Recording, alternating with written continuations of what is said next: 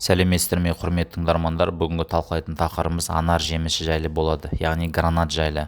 Жалпы медицинада және дінде де анардың пайдасы жайлы көбірек айтылады. Жалпы анар ол жұмсақ жылы климаты бар аймақтарда өсетін оңтүстіктің жемісі болып табылады.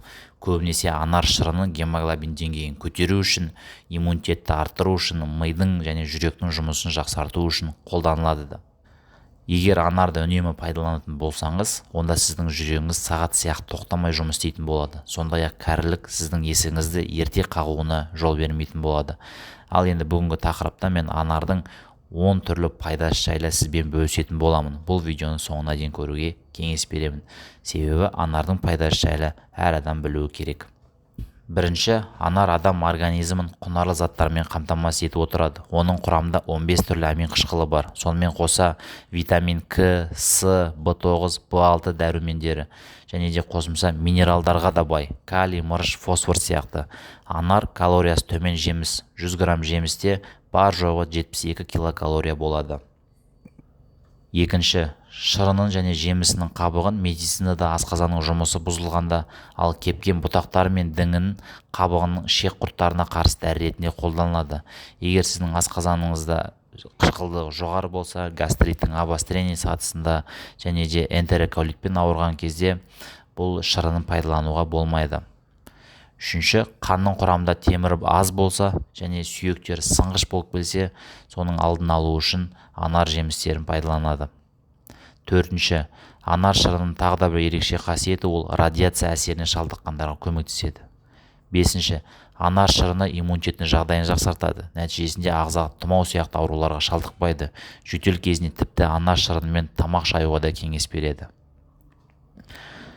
Алтыншы, анар құрамында калийдің мөлшері өте көп болғандықтан ол жүрек жұмысына және қан қысымын төмендету үшін өте тиімді болып табылады. Жетінші, анардың құрамында қабынуға қарсы тұратын зат бар. Ол буын аурулардан шалдыққан адамдардың шеміршектері бұзылуын алдын алуда маңызды рөл атқарады. Анар шырыны сондай-ақ адамды буын қабуына шалдықтыратын ферменттердің артуына кедергі жасайды және шеміршектердің бұзылуының алдын алады. Анар құрамында өте көп мөлшерде эстроген элементі бар. Бұл элемент әйел адамдарда сүйектердің қаусап кетуін алдын алады. Сегізінші, дінімізде Алла елшісі оған Алланың сәлем мен игілігі болсын, анардың қызыл етін жеңіздер, себебі ол асқазанды тазартады деп те айтқан.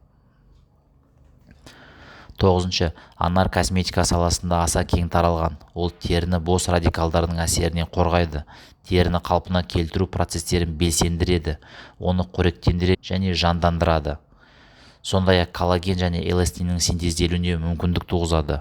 Бұл әжім қыртыстарының жазылуына, терінің тығыздығы мен созылымдылығын ұлғайтады.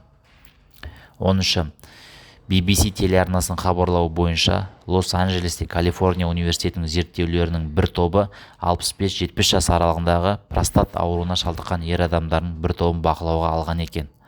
Бұл адамдар хирургиялық жолмен немесе лазерлік терапия арқылы простат ауруын емдеуге тырысыпты. Бірақ тексеру кезінде байқалған белгілерге қарағанда бұл адамдар ауру одан ары өршіп кеткен. Зерттеушілер ауруға шалдыққан осы адамдардың бірнешеуін таңдап алып, оларға күніне белгілі бір мөлшерде анар шырынын беріп тұрған.